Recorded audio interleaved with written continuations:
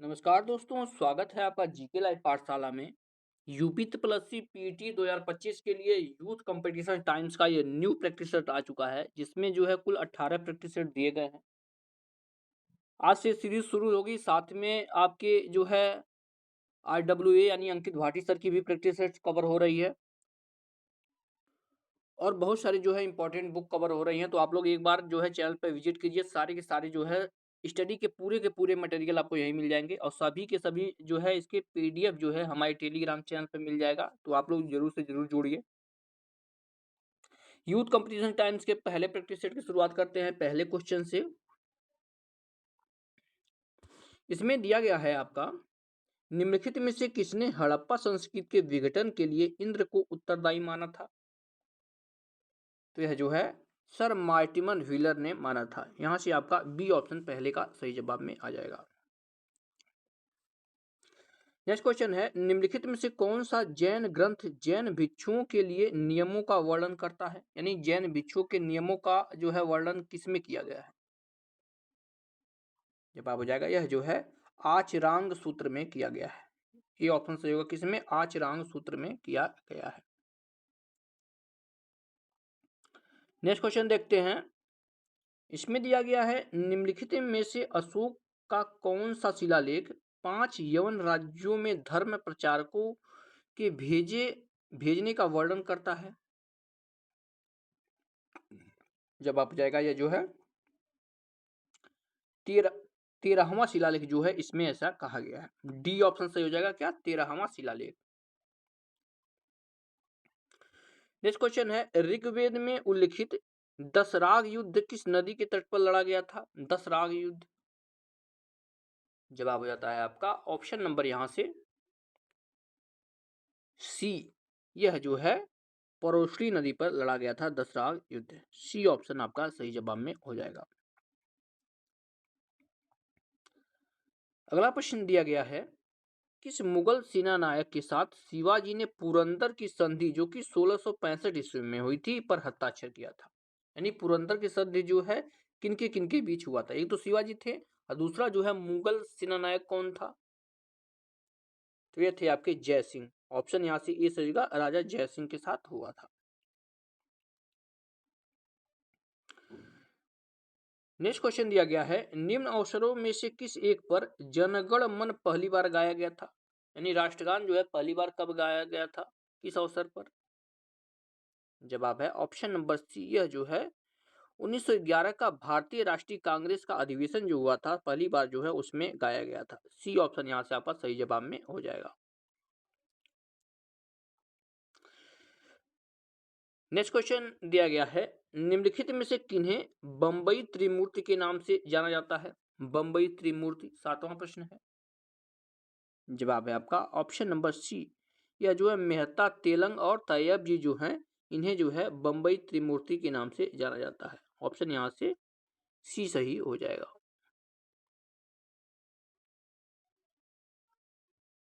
अगला प्रश्न है, भारत छोड़ो आंदोलन के समय कौन युवा महिला नेत्री अवज्ञा और प्रतिरोध का प्रतीक थी? इसका जवाब होता है आपका ऑप्शन नंबर यहां से डी। यह थी आपकी अरुणा आसिफ अली। ठीक है ना, अरुणा आसिफ अली थी। डी ऑप्शन यहां से सही हो जाएगा। नौवां क्वेश्चन दिया गया है, भारतीय राष्ट्रीय कांग्रेस की प्रथम महिला अध्यक्ष निम्नलिखित में से कौन थी? इसके ऑप्शन देखते हैं। तो इसके जवाब में जो है इनमें से कोई नहीं हो जाएगा। यहां से आपका ई ऑप्शन सही हो जाएगा। नेक्स्ट क्वेश्चन, किसके सुझाव पर भारतीयों को साइमन कमीशन से बाहर रखा गया था? इसका जवाब है आपका option number D. Lord Irwin के जो है सुझाव पर ऐसा किया गया था। डी ऑप्शन सही है, लॉर्ड इरविन के सुझाव पर। 11वां प्रश्न है, 9 डिग्री चैनल कहां पर अवस्थित है? 9 यानी 9 डिग्री चैनल किनके किनके बीच है? जवाब हो जाता है आपका ऑप्शन ए, कावरत्ती तथा मिनिकाय के बीच है। ये ऑप्शन सही है, कावरत्ती तथा मिनिकाय के बीच 9 डिग्री चैनल है। अगला प्रश्न है, भूमध्य सागरीय जलवायु की क्या विशेषता होती है? जवाब हो जाएगा यह जो है उष्ण ग्रीष्म ऋतु एवं आर्द्र जाड़े की ऋतु होती है। ठीक है ना, ऑप्शन यहां से आपका ये सही हो जाएगा 12वें क्वेश्चन का सही जवाब।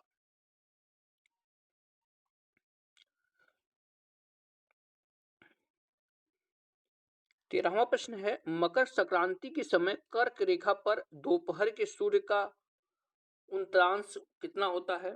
13वां प्रश्न है। जवाब हो जाता है आपका ऑप्शन नंबर बी, यह जो है 43 डिग्री होता है। ठीक है ना, 43.0 डिग्री, यहां से बी ऑप्शन हो जाएगा।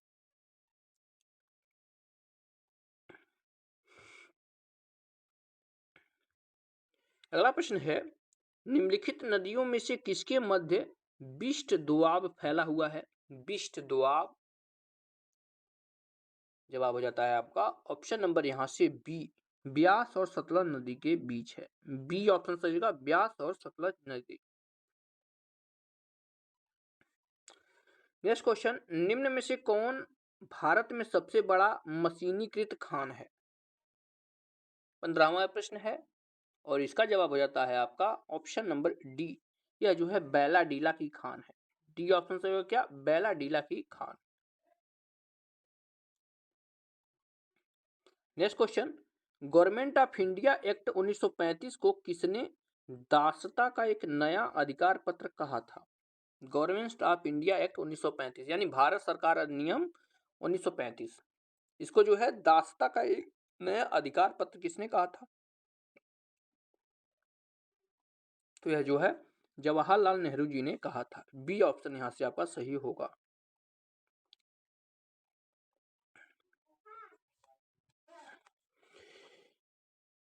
अगला प्रश्न दिया गया है, निम्नलिखित में से राज्य के नीति निर्देशक तत्वों का कौन सा अनुच्छेद राज्यों को निर्देशित करता है कि वे उद्योगों के प्रबंधन में कामगारों की सहभागिता सुनिश्चित करें? यह जो है इंपॉर्टेंट प्रश्न है। तो इसका जवाब हो जाता है यह आपका अनुच्छेद 43A के तहत ऐसा कहा गया, किसमें? नीति निर्देशक तत्वों में। ये ऑप्शन सही हो जाएगा। अगला प्रश्न दिया गया है, केंद्र सरकार और राज्य सरकारें को प्राधिकार प्राप्त होता है, किसका प्राधिकार प्राप्त होता है या कहां से प्राप्त होता है? जवाब हो जाता है आपका ऑप्शन ए, यह जो है भारतीय संविधान से प्राप्त होता है। ये ऑप्शन सही जगह, कहां से? भारतीय संविधान से। अगला प्रश्न दिया गया है, भारत का संघीय न्यायालय निम्नलिखित में से किस वर्ष में स्थापित किया गया था? संघीय न्यायालय, जवाब है आपका ऑप्शन ई, यह जो है इनमें से कोई नहीं, इसका जवाब हो जाएगा। 20वें प्रश्न की तरफ बढ़ते हैं। इसमें दिया गया है, पंचायतों के लिए कराए जाने वाले सभी निर्वाचनों के संचालन का अधीक्षण, निर्देशन और नियंत्रण किसके अंतर्गत निहित होता है? जवाब हो जाएगा यह जो है इनमें से कोई नहीं, 20वें प्रश्न का भी जवाब हो जाएगा ई ऑप्शन आपका, माफ कीजिएगा डी ऑप्शन, माफ कीजिएगा डी ऑप्शन सही होगा। यह जो है राज्य के निर्वाचन आयोग के तहत ऐसा होता है। सभी निर्वाचन जो है कौन देखता है? राज्य का निर्वाचन आयोग। अगला प्रश्न है, रिंगल मेल, ध्यान रखिए, रिंगल मेन स्केल का प्रयोग निम्नलिखित में से घनत्व मापन में होता है, किसका घनत्व मापन में होता है? जवाब होता है आपका ऑप्शन नंबर सी, यह जो है धुएं का घनत्व मापता है। सी ऑप्शन सही होगा, धुआं। अगला प्रश्न है, निकट दृष्टि दोष का इलाज किया जा सकता है किसके द्वारा? 22वां यह प्रश्न है। जवाब हो जाता है ऑप्शन नंबर बी, निकट दृष्टि दोष में जो है अवतल लेंस का प्रयोग किया जाता है। यहीं दूर दृष्टि दोष की बात किया जाए तो उत्तल लेंस उसमें होता है।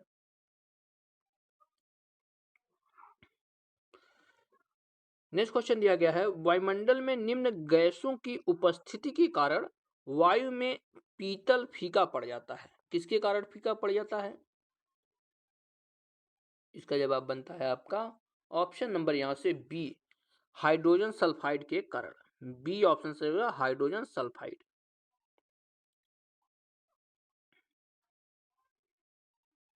नेक्स्ट क्वेश्चन है, जीव विज्ञान नाम दिया गया? किनके द्वारा जीव विज्ञान नाम दिया गया था?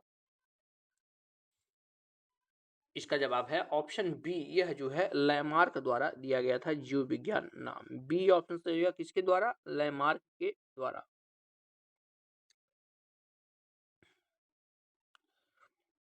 नेक्स्ट क्वेश्चन है, पोलियो के टीके की खोज किसने की थी?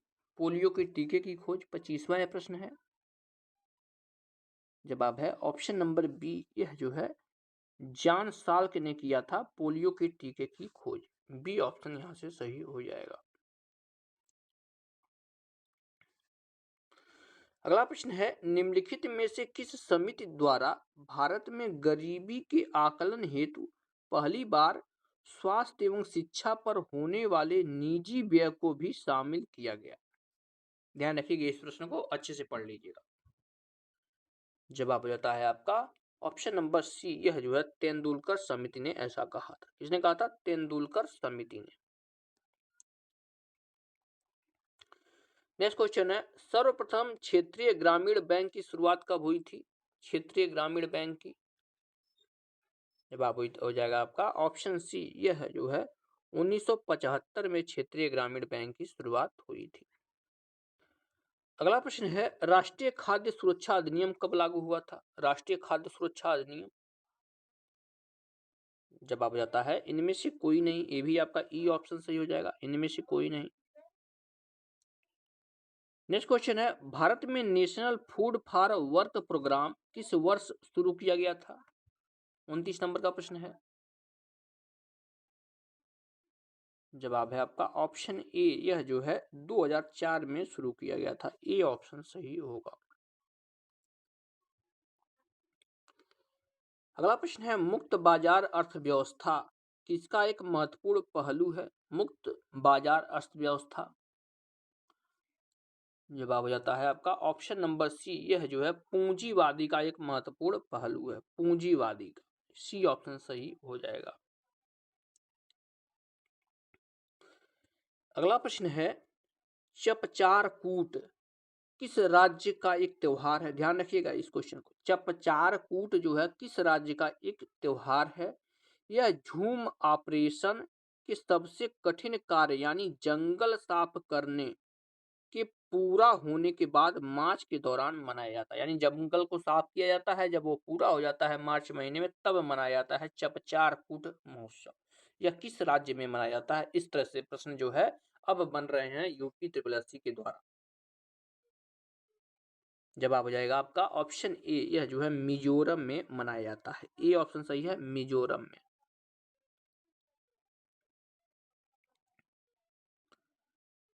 अगला प्रश्न है, विश्व शरणार्थी दिवस हर वर्ष कब मनाया जाता है?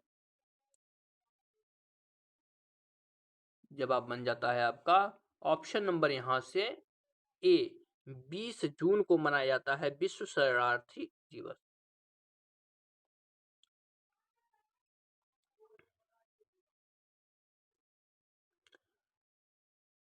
नेक्स्ट क्वेश्चन दिया गया है, 1948 ओलंपिक खेलों का आयोजन कहाँ किया गया था? 1948 में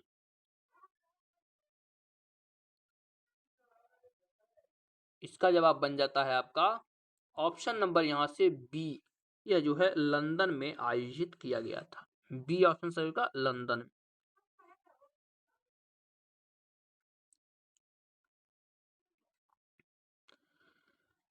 नेक्स्ट क्वेश्चन है, वन अनुसंधान संस्थान देहरादून की स्थापना इंपीरियल वन अनुसंधान संस्थान के रूप में की गई थी। किस वर्ष इसे इंपीरियल वन अनुसंधान संस्थान के रूप में स्थापित किया गया था? यानी जो है वन अनुसंधान संस्थान जो कि देहरादून में है, इसकी शुरुआत जो है इंपीरियल वन अनुसंधान के रूप में हुई थी। और यह कब हुई थी यह पूछा गया है। तो यह जो है 1906 में हुई थी। ऑप्शन यहां से ए सही हो जाएगा, 1906 में।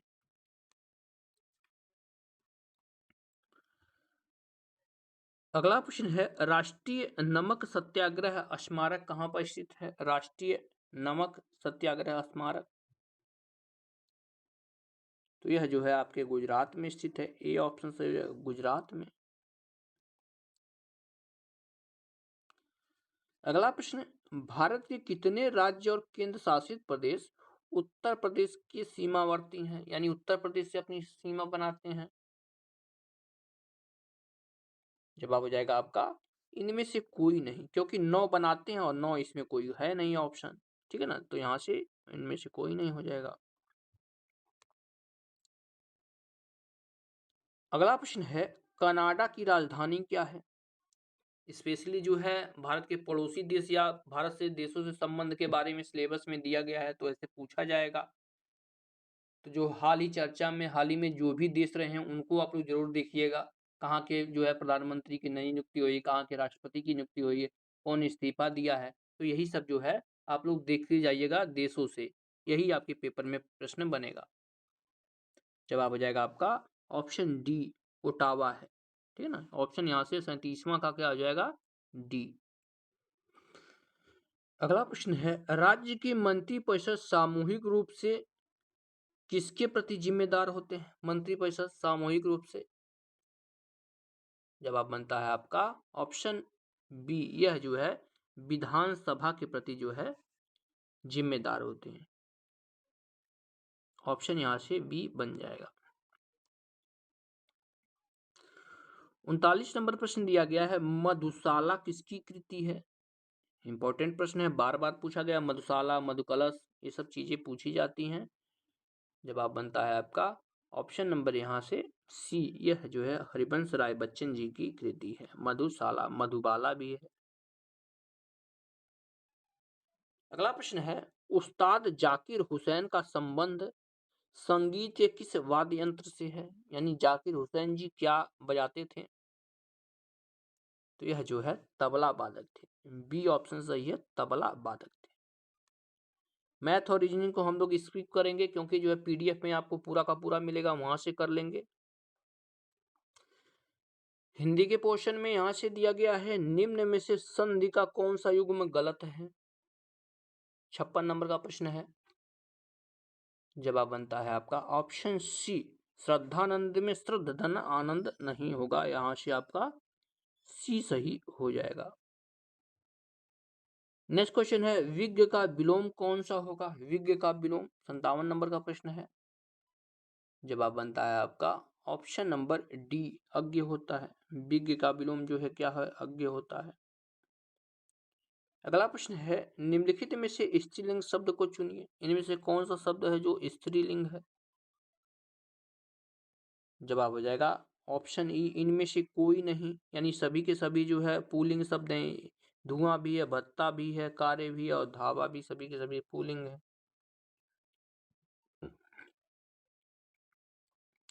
अगला प्रश्न है, जिसे बुलाया न गया हो, वाक्यांश के लिए एक शब्द क्या होगा? जिसे बुलाया न गया हो।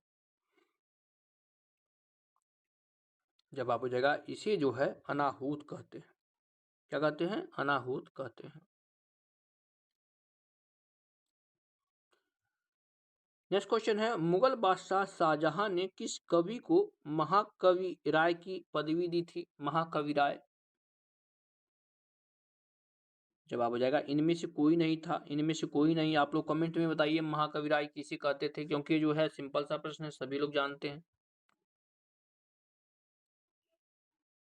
अब देखिए इसके बाद हिंदी गद्यांश है, तो गद्यांश भी देखने का कोई मतलब नहीं बनता है, क्योंकि इसमें टाइम खराब होता है। अब आते हैं हम लोग जो है आपके करंट अफेयर के सेक्शन में। अगर आपको गद्यांश देखना तो एक बार जरूर बता दीजिएगा, हम उसके लिए गद्यांश भी कवर करवा देंगे यहाँ पर, क्योंकि मैथ कराना अभी संभव नहीं है, तो गद्यांश तो हो ही सकता है। अगर आप लोग लगेगा तो आप लोग कमेंट में एक बार बता दिए गद्यांश भी करा दिए, तो उससे भी हम लोग कर लेंगे। करंट अफेयर के सेक्शन में दिया गया है, मई 2025 में 22वां भारत टेलीकॉम 2025 का आयोजन कहाँ किया गया? इसका जवाब होता है आपका ऑप्शन नंबर सी, यह जो है नई दिल्ली में किया गया। नई दिल्ली में, देखिए एकदम लेटेस्ट करंट अफेयर हैं, यहीं से आपके पेपर में निश्चित रूप से बनने वाले हैं। अगला प्रश्न है, मई 2025 में 12वां वैश्विक अंतरिक्ष अन्वेषण सम्मेलन 2025 कहाँ आयोजित किया गया? इसका जवाब हो जाता है आपका ऑप्शन नंबर यहाँ से बी, यह जो है नई दिल्ली में आयोजित किया गया। नई दिल्ली में। अगला प्रश्न है, मई 2025 में भारतीय वायुसेना के नए उप प्रमुख के रूप में किसे ने पदभार ग्रहण किया? उप प्रमुख भारतीय वायुसेना का, तो ये बने हैं आपके air marshal Narmadeshwar Tiwari. Air marshal Narmadeshwar Tiwari बने हैं, यहां से बी ऑप्शन सही हो जाएगा। अगला प्रश्न है, मई 2025 में अंतरराष्ट्रीय सौर गठबंधन का 123वां सदस्य कौन सा देश बना है? तो ये बना है आपका अंगोला। डी ऑप्शन से कौन बना है? अंगोला। अगला प्रश्न है, मई 2025 में किस कंजर्वेटिव नेता को जर्मनी का नया चांसलर चुना गया है? तो यह जो है फ्रेडरिक मर्ज को चुना गया है। ये ऑप्शन सही हो जाएगा, फ्रेडरिक मर्ज।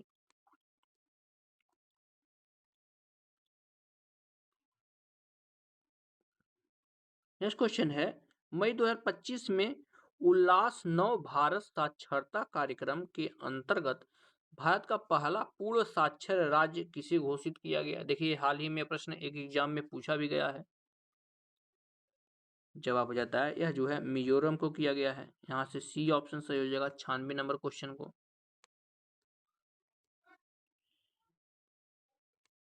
नेक्स्ट क्वेश्चन है, 11वें अंतरराष्ट्रीय योग दिवस की थीम क्या है?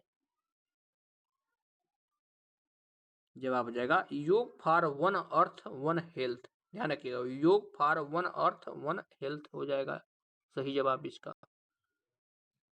नेक्स्ट क्वेश्चन है, अंतरराष्ट्रीय प्रतियोगिता दोहा डायमंड लीग 2025 में भारतीय खिलाड़ी नीरज चोपड़ा ने कौन सा स्थान प्राप्त किया है? दोहा डायमंड लीग की बात हो रही है,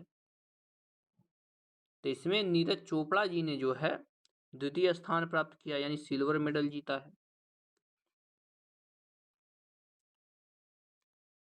नेक्स्ट क्वेश्चन है, मई 2025 में न्यायमूर्ति संजीव खन्ना के स्थान पर भारत के 52वें मुख्य न्यायाधीश के रूप में किसने शपथ ग्रहण किया है? 52वें मुख्य न्यायाधीश जो कि जो है संजीव खन्ना जी की जगह लेंगे, तो ये बने आपके न्यायमूर्ति भूषण रामकृष्ण गवई। कौन बने हैं? भूषण रामकृष्ण गवई जी ने जो है 52वें मुख्य न्यायाधीश के रूप में शपथ ग्रहण किया है। और इस प्रैक्टिस सेट का लास्ट क्वेश्चन है, प्रत्येक वर्ष राष्ट्रीय प्रौद्योगिकी दिवस कब मनाया जाता है? तो यह जो है 11 मई को मनाया जाता है यह प्रौद्योगिकी दिवस। तो वीडियो कैसी लगी है तो आप लोग जरूर बताइए कमेंट के माध्यम से, और इसे कंटिन्यू करें या न करें आप लोग ये भी बताइएगा। मिलते हैं नेक्स्ट लेक्चर में, तब तक के लिए धन्यवाद।